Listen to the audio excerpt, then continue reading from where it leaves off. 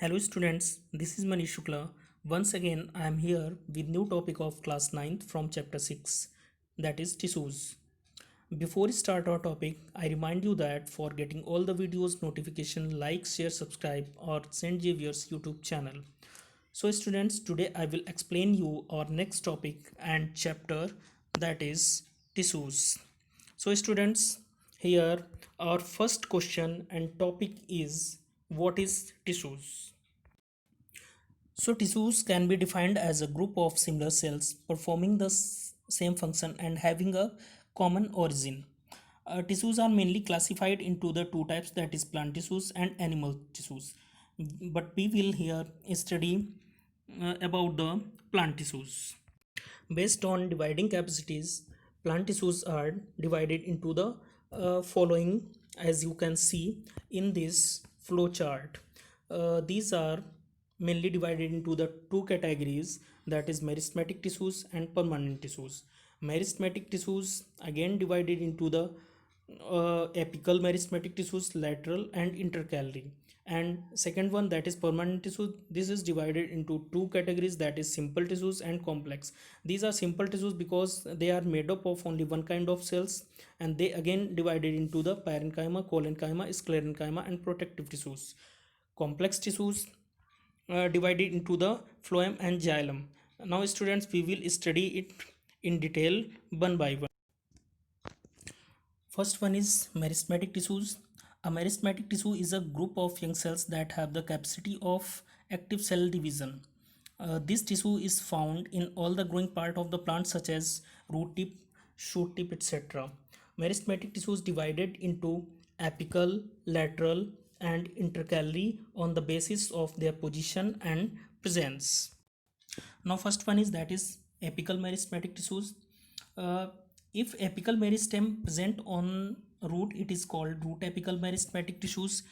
In short, you can learn it as ram, that is root apical meristem. And if it is present on shoot or stem, then it is called shoot apical meristem tissues, and you can learn it in short as SAM, shoot apical meristem. Understand, students? Next one is lateral meristematic meristem tissues. This is present at the lateral side of the plant stem. By the division of this tissue, plant increase in dia, and mainly present in dicot plants, that is mango and neem, etc. Or next one is, that is intercalary meristem, and by the division of this tissue, plant increase in length. So now students, you can ask one question, that if apical or intercalary, both tissues are responsible for increasing length, so what is the difference between these two? Its answer is that apical meristem present at the apex part of the plant, while intercalary meristem present between the node and internode. So student, do you know what is node and internode? Students, you have seen plants like this.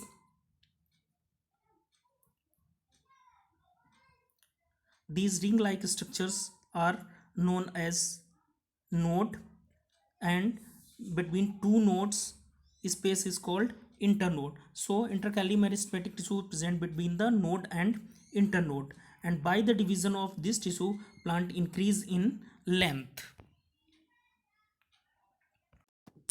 Next one is, that is permanent tissues. A permanent tissue is a group of cells which have lost their ability to multiply, and in which growth has either stopped completely or for the time being. Or in other words, you can say that when meristematic tissues lost their capability of cell division, then they convert into the permanent tissues. Permanent tissues are two types, that is simple permanent tissues and complex permanent tissues. Simple permanent tissues are made up of only one kind of cells, and complex permanent tissues are made up of more than two types of cells. So simple tissues are made up of only one type of cells, and these are again divided into the four categories, that is first one is parenchyma simple tissues.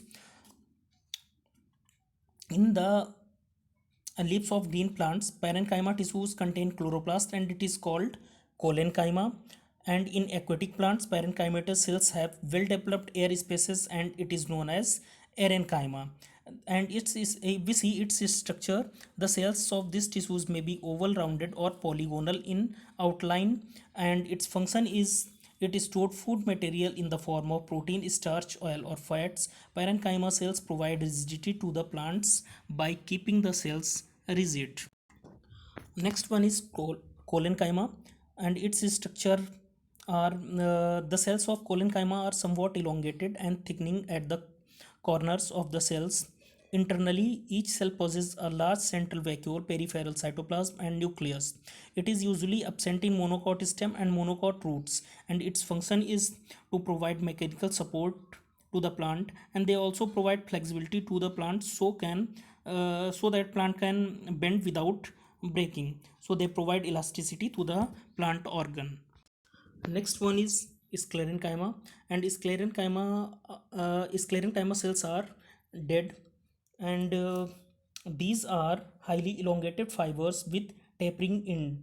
Sclerenchyma provide mechanical strength to the plants. They form an important part of the bark of trees. They provide mechanical strength and rigidity to the plants. Next one is protective plant tissues, and first one is that is epidermis, simple tissues. Epidermis consists of cells with thick walls. It is the outermost protective tissues of the plant. The outer wall of the epidermis are usually thick and covered with organic substance like cutin. uh, in water plants, wax is also present on the upper surface of the floating leaves. It protects them from wetting. Next one is that is and some minute pore also present on epidermal cells, that is called stomata, and stomata are responsible for the transpiration and gaseous exchange in plants. And if you see structure of stomata, you can see that there is a stomatal pore. This is very minute pore, and outer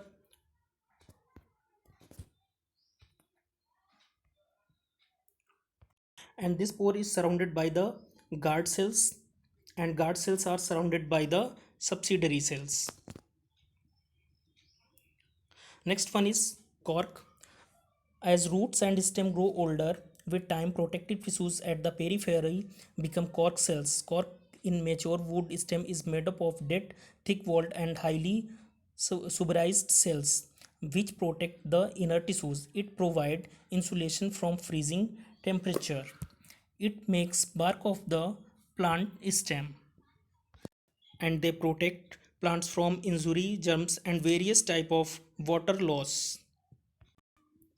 Next tissues is that is complex tissues.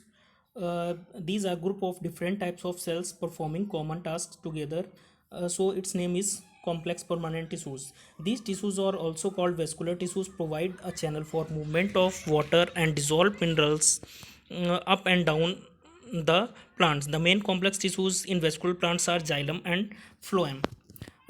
If we see xylem, these are complex tissues. It forms a part of vascular bundle. It is mainly concerned with the conduction of water and mineral from soil. It consists of four different types of cells, that is xylem vessels, tracheids, xylem fiber and xylem parenchyma. In xylem vessels and tracheids are concerned with the upward movement of water and minerals from root to aerial part of the plant. Xylem fibers provide mechanical strength to the plant body. Xylem parenchyma are the only living components of xylem. These are concerned with the storage of food and other vital functions. Next one is that is phloem. Phloem is the chief food conducting tissues of plant.